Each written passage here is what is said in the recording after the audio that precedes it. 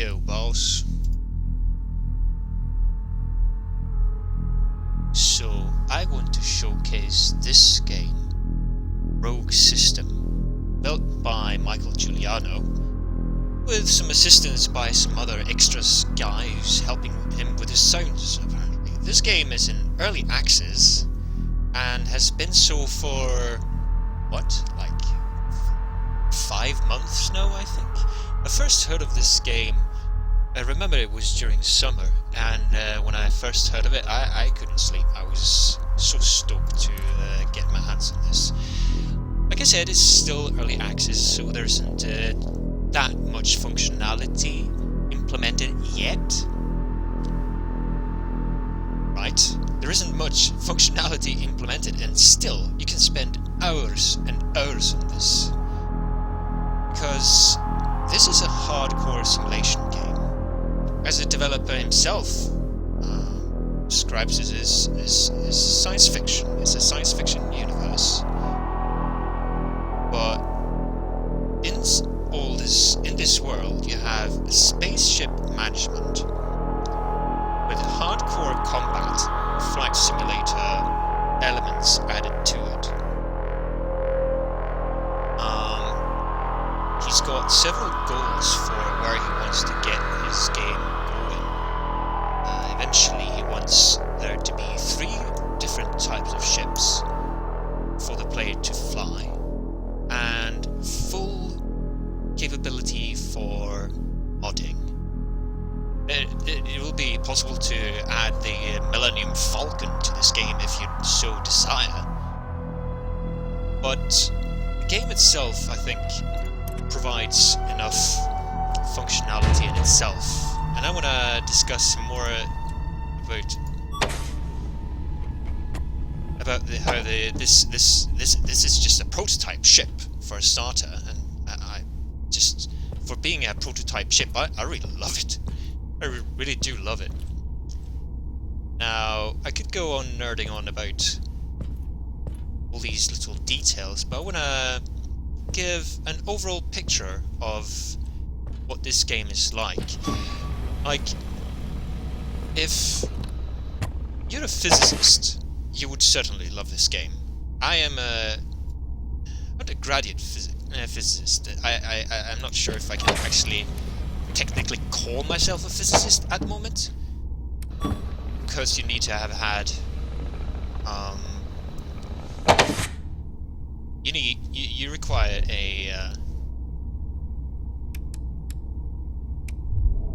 post-doctor's degree in order to be able to call yourself a physicist at all.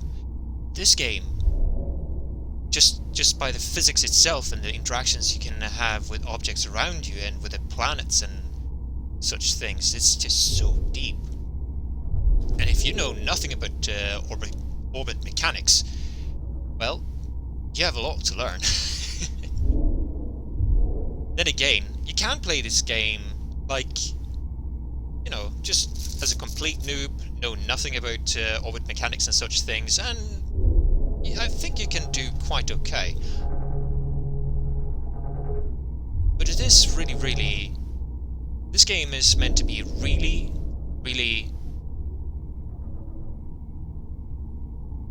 It's meant to be realistic. Very realistic, in fact. This can be called a button-pressing simulator.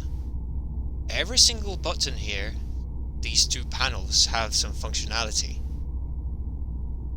And I mean, like, there's this one video of someone playing DCS World.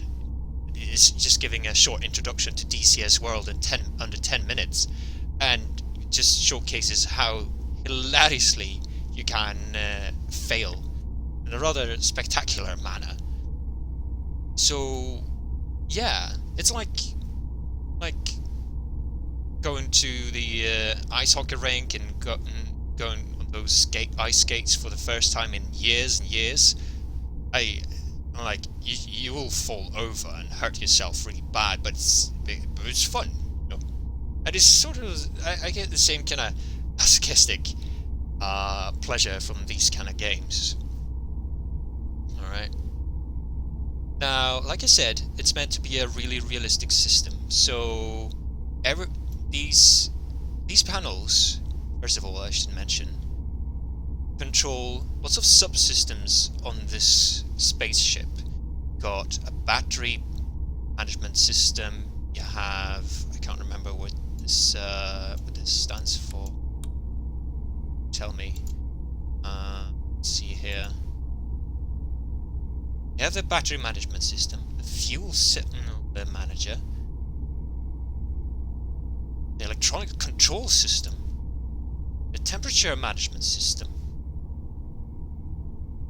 the reactants core manager, and so on and so forth. All of these subsystems are interlinked, and if one starts to fail, for example, if the reactor fails, that will tax the rest of the system, and the batteries will start to run out. Now, as I understand it, I don't fully understand how this whole ship works yet, but as I understand it, this fuel cell manager system or whatever is supposed to kick in if the main reactor fails, but I haven't been in such a situation yet, so I don't know. There is temperature. You have to manage your temperature and make sure that you don't get. So make sure that your coolant temperature remains low. Otherwise, well, things will start to go horrendously wrong if you don't manage your temperature properly. Lots of these little things, and I could go on about the orbit mechanics for ages as well, but that would really entail a whole different video. Now, many of these systems are realistic. This guy, Michael Juliano, the developer, he has worked as a technician. I'm not sure if I get this right, but he's been working on the B-1 bomb planes, I think they're called. I can't remember what those bomb planes are called, those fancy schmancy American ones. And I think I can safely assume that he really knows his stuff about how subsystems of these kind of great machines, how they work, how they interact with one another. And, well, so far, as a physicist, even though I can't officially call myself that, I'm really happy with this game. There are so many things. I sometimes hate being a physicist. I'm like just watching the old Star Wars movies and the latest one, Force Awakens. It's just there are just too many things I find faults. There are too many faults I find in those movies, and I hate that. There's only one real complaint in this, a physics complaint you can give in this game, really, and it's the flux drive. The flux drive is what in this game what helps you navigate from one, for example, from one moon to another, from one planet to another, within really reasonable within reasonable times. Just that's the only thing which is kind of like it's allegedly violates conservation of momentum, but that's conservation of momentum, and I don't know enough about such violations, how bad that is. As long as it is not violating conservation of energy, I'm fine with this. So that's the only real gripe, I think. It's this system is using the fire arc, as this vessel is called, uses several components which can be interacted with, and if you, for example, if some subsystems get damaged, according to Juliano, you're supposed to be able to exchange these parts for new ones. For example, you can see here, this is some first implementation of where you would go to change the temperature management system. I'm not sure if you remember, there was two parts to it. It's the one and the second one. Lots of spare parts around here and stuff like that. Now, like I said, this is a this ship is a prototype. So in the next update, I expect anyway, for the next update, this ship will not be flyable because there are just too many things with this. The heads-up display here and these panels which won't work properly when the newer ship gets hooked up. But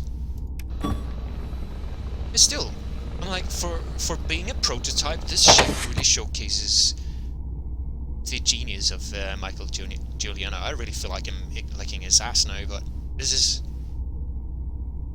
game really made me rethink my choice of dropping physics.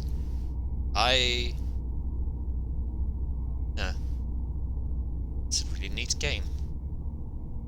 And I think that's pretty much all I wanted to say to you guys about this. By all means, go check out the website for this game. He's even managed to acquire some help writing the story to this game, and well, I like it. I like it for sure. Like I said, I can quite often have gripes with some really silly or outright stupid plot lines which are terribly non-physical, which don't make sense at all. This story does, and I really like it. It is near future.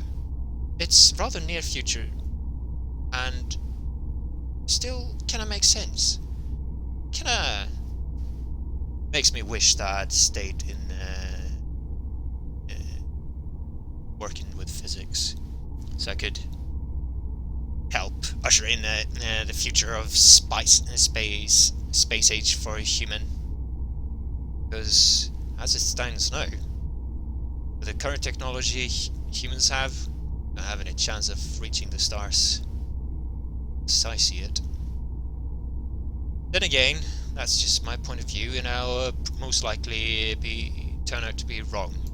If any technology like this flux drive were to be developed, then surely we could reach the stars, because this technology is just outright amazing. Current technology, we can reach Mars in about, I can't remember on top of my head, but it's somewhere between 1.5 and 2 years. And by that time, humans would be so atrophied that they wouldn't be able to survive on the surface of Mars. We can't even get to the closest planet nearby us, but with this kind of technology, which isn't too far-fetched, just speeding up the simulation rate. This kind of technology you could get anywhere within a solar system within reasonable amounts of time. I really wish I stayed with physics. I do. But I don't, but I haven't. It's been too long since then. Here I am.